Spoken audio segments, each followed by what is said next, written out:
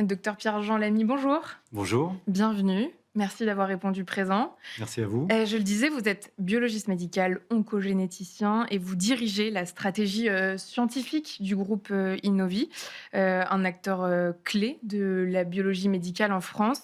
Depuis plusieurs années, vous portez une conviction forte. Notre système doit passer d'un modèle curatif à une médecine fondée sur l'anticipation et la détection précoce des risques. On parle beaucoup de prévention, mais très peu du rôle central que peut jouer la biologie médicale. Concrètement, quelles innovations permettent aujourd'hui de mieux prévenir certaines pathologies?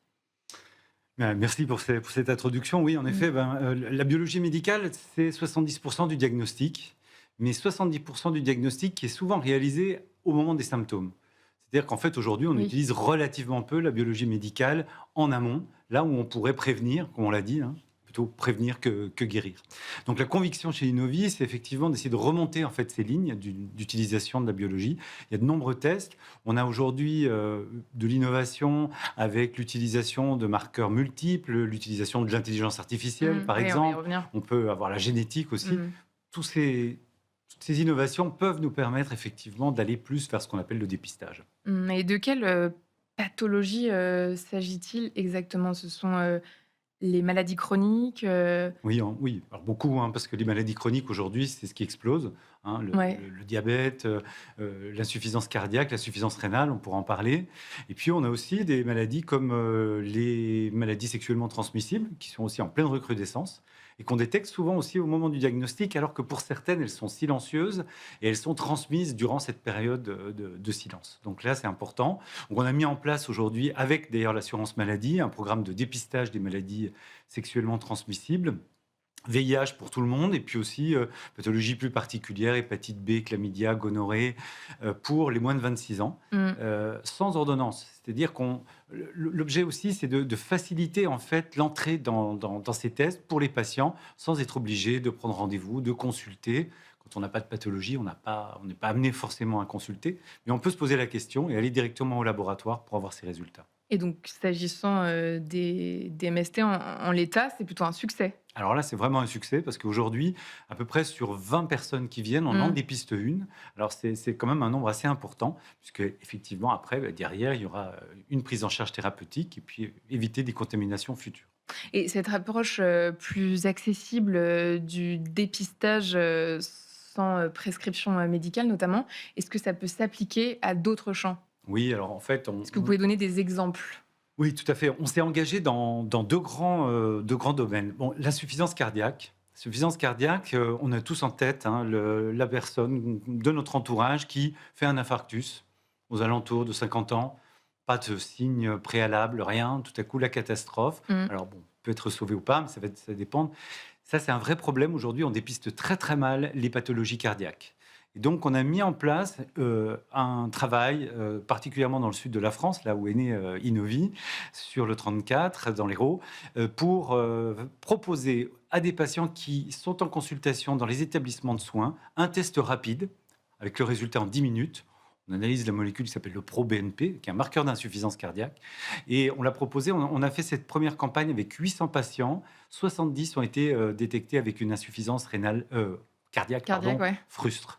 Donc c'est vraiment un succès et c'est quelque chose qu'on va réitérer, mais on ne va pas se limiter simplement au dépistage, on va aussi aller vers l'accompagnement.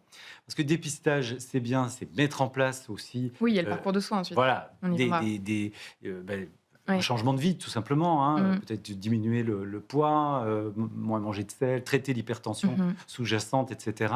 Et ça, on va l'accompagner et on va continuer aussi donc le suivi par les marqueurs biologiques. Et donc ce sont des pathologies qui pourraient bénéficier d'un dépistage, systématique? Alors le mot systématique, c'est complexe parce que ça veut dire qu'on s'adresse Est-ce à que tout c'est le le cas pour les monde. MST? Alors pour les MST, oui, c'est ouvert, hein, Et c'est vraiment ça ne ouvert à pourrait tout pas le pour, monde. le Bon, cardiovasculaire? le cardiovasculaire, peut-être qu'il faut.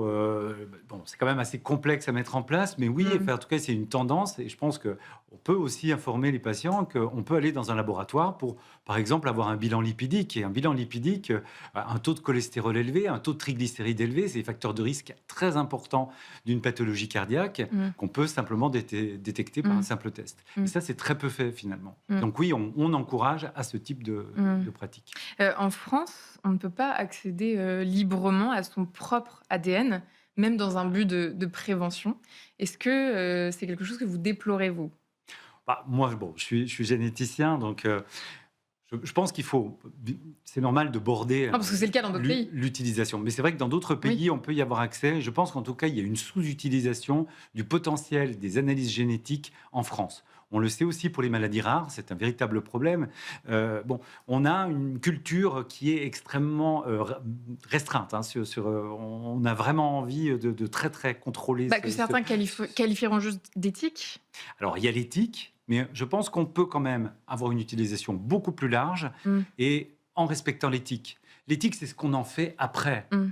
Ne pas vouloir savoir, c'est finalement se créer un handicap complètement artificiel. Aujourd'hui, on peut le lever.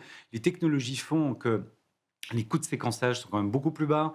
On a accès vraiment à un savoir qui est extrêmement important. Et puis surtout, il y a des possibilités de changer la vie des patients Mais donc ça veut avec des dire nouveaux qu'aujourd'hui, c'est traitements. un frein à la médecine préventive? C'est un peu un frein à la médecine préventive, mais je pense que ça évoluera.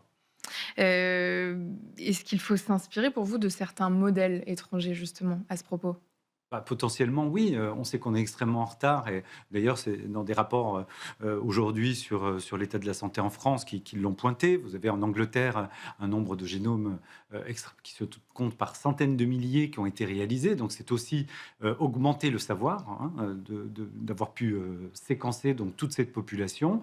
Et en France, oui, on est extrêmement en retard. Donc, je pense qu'il y a un retard Mais donc on à peut, couvrir. parce que vous participez aussi à l'élaboration de normes pour l'utilisation de l'IA, en médecine de laboratoire. Tout à fait. Bon, concrètement, qu'est-ce que ça implique? Alors là, ça implique de l'éthique aussi, bien sûr, mais Oui. on a des actes. D'ailleurs, il y a une réglementation européenne qui a été mise en place. On y travaille.